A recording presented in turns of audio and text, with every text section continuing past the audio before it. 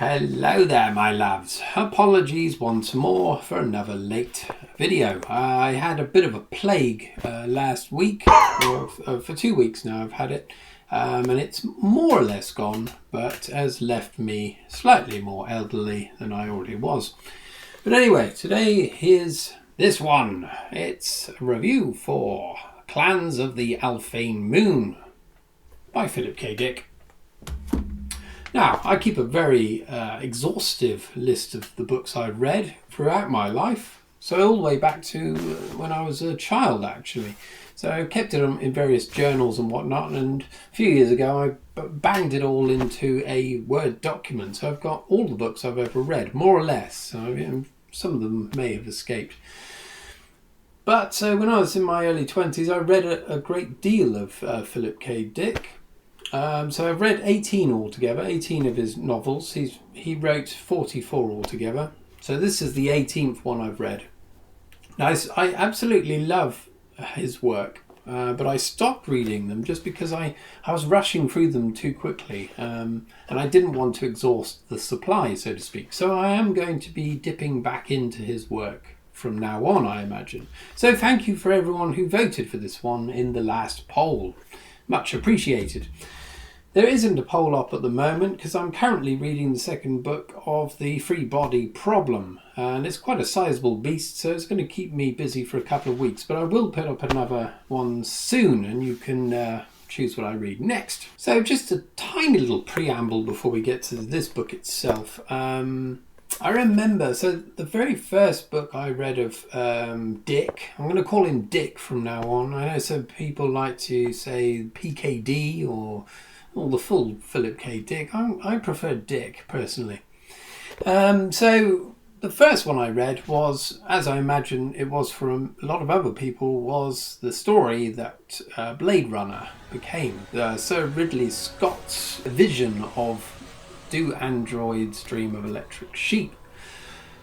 Like many other people at the time, I'm sure they were quite surprised. I was surprised it was vastly different to the film, not only in the content, but everything. The way it was written, I just wasn't expecting it. But I was very pleasantly surprised at the same time. It had such amazing depth to it, and explored the ideas that the film was trying to explore, but in far more intelligent way. So thereafter I started gobbling them up. The interesting thing for me was that up to that point I'd read a lot of like R.C. Clarke and John Wyndham, people like that. And next to their very sober and rational science fiction, this was on another plane of existence altogether. And at the time, it really appealed to my surrealist sensibilities whilst I was studying art and whatnot. There was lots hidden within these books. It had lots of juice within it, if you will. And explored these great big overarching ideas, the perception of reality, existentialism, various things, the self, all of that nonsense. It was a vast departure from what I'd been used to in science fiction. So often the covers of Philip Dick covers are quite misleading. By all accounts, it looks like a ripping yarn, science fiction, space operas, things like that. But they're quite different, I would say.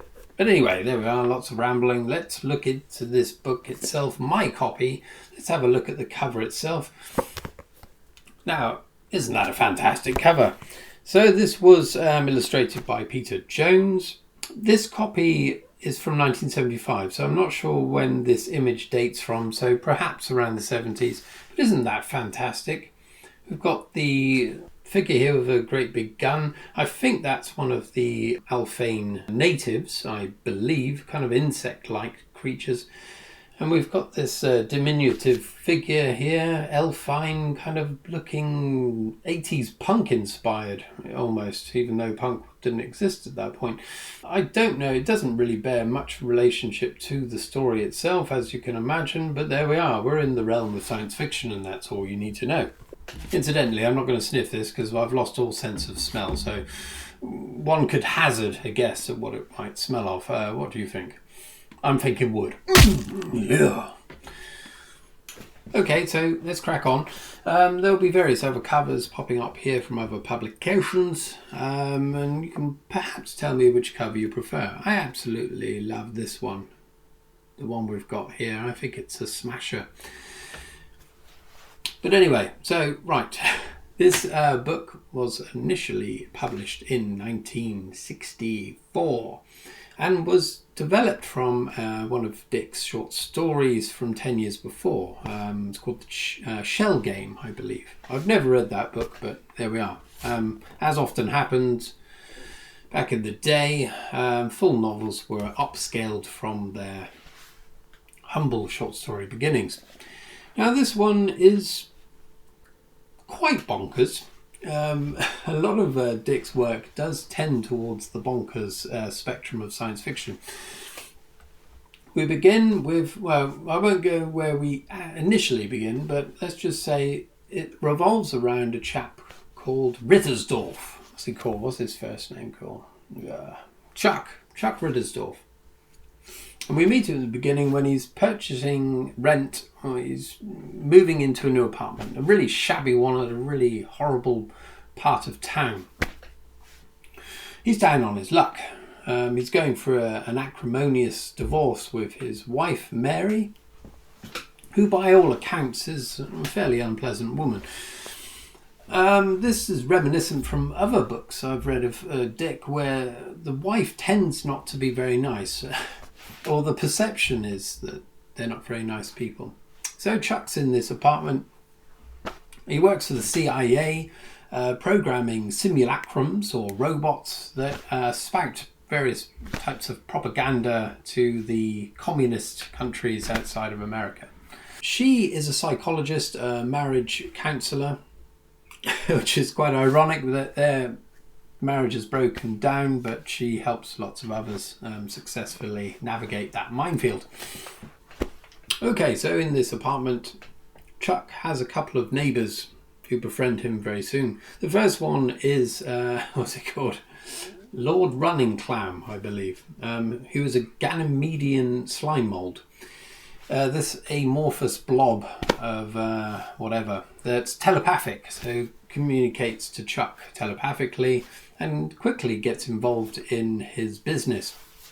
There's also another young woman, a policewoman, I think she's called Joan Trist, I think, something like that. She's also got some kind of power. She's able to turn back time 5 minutes. So she works for the police and goes to like car crashes and the like to try to save people that have died in those crashes. Very odd, very odd. And so very quickly they insinuate themselves within Chuck's life. He is very depressed. And so when Joan initially meets him, he's contemplating jumping out of the window to kill himself. Things are certainly not going well with his wife, Mary. Anyway, meanwhile, Mary decides to go off on a mission for the government to one of these Alphane moons. So Alphane being related to Alpha Centauri, so the nearest star system to us, has a collection of planets and moons. And upon one of these moons, there's a community of humans. So there's been a war with the Alphanes, these insect-like creatures. And we've lost contact with a colony on one of these moons. And it was a mental institution for people that couldn't acclimatise to colonies, space colonies, things like that. People that couldn't deal with that were shipped to this moon. So interestingly, this mental institution has long since been disbanded by the inmates, if you will, and they've formed their own society on this moon. And they're subdivided into various clans based on their previous medical diagnosis. So you have like the manic depressives, the ones that are always doing stuff, creating stuff, starting projects but not quite finishing them, developing high technologies, things like that. You've got the paranoid schizophrenics, you've got the hebephrenics, lots of different subsections of mental health ailments. And so Mary goes over to this moon really to repatriate it with Earth, to basically get them back in hospital. At the same time, because Chuck works for the CIA, they want him involved in the project as well, and they want him to operate a remote robot, simulacrum, by the name of Mage Boom, on the moon as well. Now, Chuck has this idea that he's going to murder his wife using this robot. So that's kind of it, really. That's the premise for the story. I can't really say much more because it gets so convoluted. So one of the things is that Mary enlists, she contacts this famous comedian, television comedian called Bunny Hentman, and she tries to get her ex-husband a job with him because she's thinking of her alimony payments. She wants Chuck to earn more money so that she'll get more money. It's devious and dark. And in so doing, a chain of events is set into effect by which various types of espionage is being... We're not sure what's going on, whether the original Alphanes are trying to get possession of the moon, why Earth wants it back, various things. And yeah, we've got all these interesting characters with very interesting names. I really liked the book, I must say. It reminded me why I used to love reading Dick in the past. It's the kind of writing that used to directly inform my dreams. It would give me really interesting dreams. I don't think it happened this time, but the ingredients are there. The way it's written, the focus on things that aren't normally the focus of science fiction or any kind of fiction in that, for that matter. The way the story unfolds, it is surreal, but it's also it's certainly not based on reality. There's an extra dimension to everything, despite the fact that it is dealing with metaphysical ideas as well. The whole thing feels skewed, if you will, and so it sets your mind on another plane of existence anyway. Interestingly, I was reminded of previous Dicks that I've read, in that there's an interesting focus on women. So you often have the wife or girlfriend that they don't get on very well. That's one thing. But other women that appear in these stories, often in the guise of secretaries, quite often secretaries, there's an incredible emphasis on their appearance, and typically it's centered around breasts. And so quite often there's a contrivance in Dick's vision of the future in which often breasts are fully exposed. This could happen in the future, who knows? But there's an emphasis on that. In this book, it's about augmented surgery to not only enhance the size of breasts, but to dilate the nipples. And various mentions of this occur throughout the book. Now, I don't know whether there's some underlying significance to this that bears on the story itself, or whether this is just a particular fetish of Dick. I have no idea. But there we are. It's worthy of note, I would say. The only other thing I would say in terms of the writing is that my particular copy, and I've read some negative reviews just on Amazon earlier, that there are lots of spelling mistakes and grammatical errors. It was all the way through this. I thought that was a bit sloppy. I've not really encountered that before with Dick, so I don't know whether that was responsible, whether it was Panther, I don't know. It certainly marred it slightly for me, because these stories are so odd sometimes that you're trying to read into everything, and when there's spelling mistakes or strange grammatical syntax or whatever, you're thinking, oh, is that part of the story or not? So yeah, that was slightly off-putting, shall we say. But the underlying ideas in this book were very interesting, and it's, for one, that these various mental health disorders were differentiated in this way, and it was directly butted up against the idea of the more rational Chuck and his wife, who eventually turn out to be less than sane themselves. And so it makes the reader question, what is sanity? There's a difference between us and people that we put into mental health institutions, obviously, because they don't conform to what the mass experience of reality is. But it also suggests that, these differentiated humans with their various different takes on reality, what's to say that isn't the correct way to experience life and to perceive reality? I mean, there's, which one is it? The schizoid, the schizoids? I don't even know you're allowed to say that. They've developed a capacity whereby they're able to levitate and conjure visions and see the future, various things like that. So it's almost as though they're like post-human. So there's interesting ideas there about the perception of reality and the notion of sanity even, which I found really interesting. Apologies, sorry, I'm still got a bit of cold about me, unfortunately. Okay, let's not drag this out too far. Let's get the book down, and I'll just give it a very simple rating today. I'm going to give it 3 stars out of 5. Now, the grammatical errors were one thing that put a dampener on my reading experience. The other thing was that despite the interesting ideas expressed in this book, it wasn't the most captivating read for me. The idea of the clans was the most interesting aspect of it.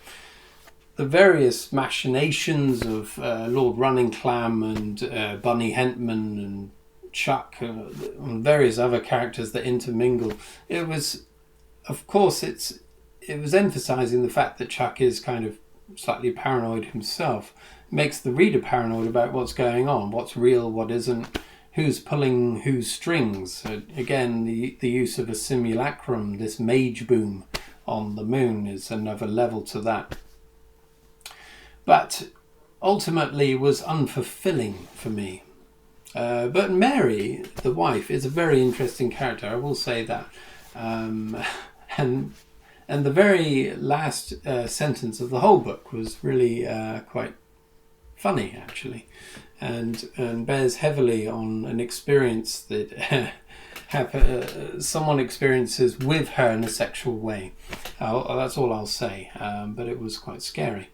Anyway, sorry, I probably butchered the hell out of this. I know there's a lot of snobbery actually associated with the critique of Philip K. Dick books, and my reading is quite likely to be quite superficial based on other people's understanding of his work. I don't really read much around Philip's life or Dick's life, so I'm probably missing glaring beacons of significance in this book, but well, there we are. That's just a simple man. Don't judge me. Anyway, if anyone knows more than me about this particular book, if you liked it more than me, then please do comment below and tell me where the hell I'm going wrong. But anyway, there we are. Clans of the Alphane Moon. So, yes, I've got a few other books that I've read recently, and I will review those in due course. I've also got another book haul because I've recently had a birthday. We've got some science fiction in there, and we've got a bit of fantasy as well, and some other little oddments. So I'll probably cart that out in a future episode. I've also got a really crap book that I want to review. It's going to be quite funny, I think. Perhaps. Anyway, let's leave it there. Thank you for watching, and I'll see you next time when I'm hopefully a little bit better. Cheers, and cheerio.